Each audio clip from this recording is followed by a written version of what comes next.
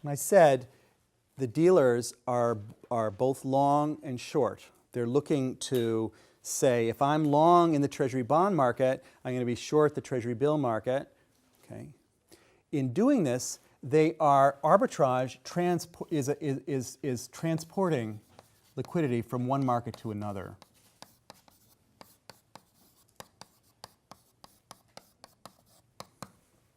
Okay. If every single security had to have its own dedicated dealer and with their own dedicated capital, you would see much less liquid markets. What you have is dealers are able to make markets for bonds because they're making markets for bills on the other side, and they're moving liquidity around in the system. Arbitrage links together all markets.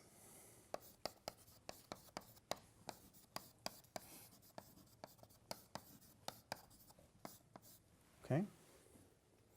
So that this is a macroeconomic concept. Is what I'm getting at here. It's not just market by market, it's a macroeconomic concept. And as always, dealers are thinking, where shall I use my scarce resources? Which market shall I make and which ones shall I avoid? And so they're looking, where can I get a nice wide spread? And I don't have to face a lot of competition. So they're moving around. And in doing this, the liquidity that we see in the world is coming from dealers which are making these sorts of profit calculations and asking themselves which markets should I make, which ones should I stay away from. So there's a range. Some markets have a very wide spread. Some markets have a very thin spread. Some markets have a very steep bid-ask curve like that, so that if you really trade in size, the price is going to move. Okay.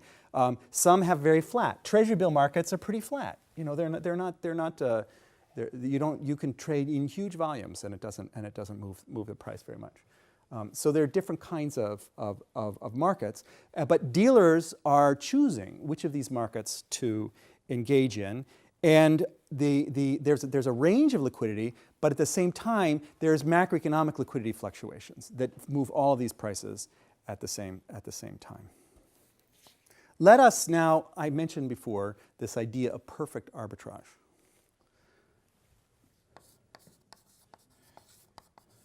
Perfect arbitrage and perfect liquidity. One idealization of financial markets is to imagine that it's possible to arbitrage any slight difference in price. Notice what this dealer model is showing you. This price is moving around depending on the dealer inventory, not depending on the fundamental value of the asset. The dealer is worried that you might know something that they don't know, and that's why they're lowering the price, but they don't know that you know something that they don't know. All they know is that they have big inventories and they don't like that, and so they lower the price. Okay? And similarly over here.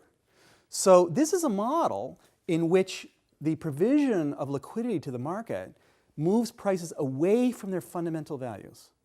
So let's just think, if we want to assign a fundamental value, you might say it's here. And so in the middle of the bid-ask spread, when the dealer has no inventory at all, that's the fundamental value.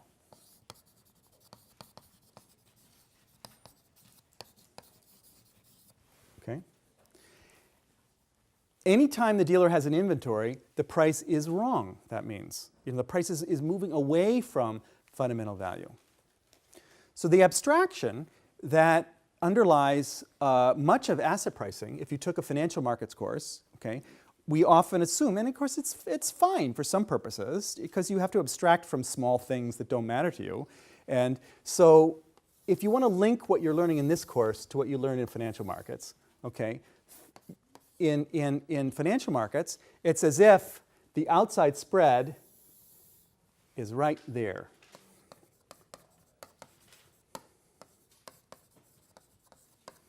Meaning, so that's a limit. So you squash the inside spread to 0 because the fundamental traders are saying anytime the price goes just a tiny bit above that, okay, I'm a seller here.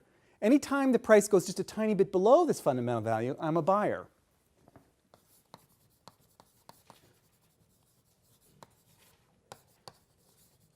This is price here.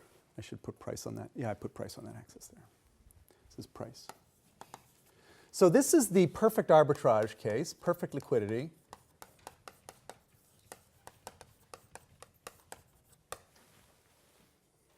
Liquidity is a free good. It's abundant, okay? Because you can see in a world like this, remember how we defined market liquidity? The ability to trade quickly in volume without moving the price. Well, here, this easily, if there's an arbitrageur on the other side, that anytime the price moves a tiny bit, they're willing to take the other side because they say, oh, that's not the fundamental value anymore. So I'm going to take that and I'll reap that. And competition in that will drive those spreads to 0. This is the abstraction on which most asset pricing theories are based. This is also the abstraction on which most general equilibrium theory is based. So liquidity is a free good in general equilibrium theory. Trainer is pointing out that once you investigate the actual mechanics behind your ability to trade in liquid markets, you realize that your ability to trade in liquid markets is brought about by the fact that the price you're getting is different from the fundamental value. You're trading at the wrong price. Your ability to trade comes from the fact that you're trading at the wrong price, at a price that's not the fundamental price. Now, Trainer was a good buddy of Fisher-Black, the famous Fisher-Black of Black-Scholes option pricing. And Fisher learned this model. This was 1987 that Trainer published this model. And when Fisher he went and became a partner at Goldman Sachs, and he was also president of the American Finance Association. And he made a famous speech there called Noise. And in this speech, he stood up and he said to the assembled multitude, this is the American Finance Association, it was here in New York, said, I'm a big believer in efficient markets.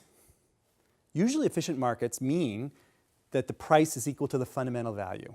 He says, I'm a big believer in efficient markets, I am. I think that price is within a factor of 2 of fundamental value 90% of the time. Okay, within a factor of 2 of fundamental value.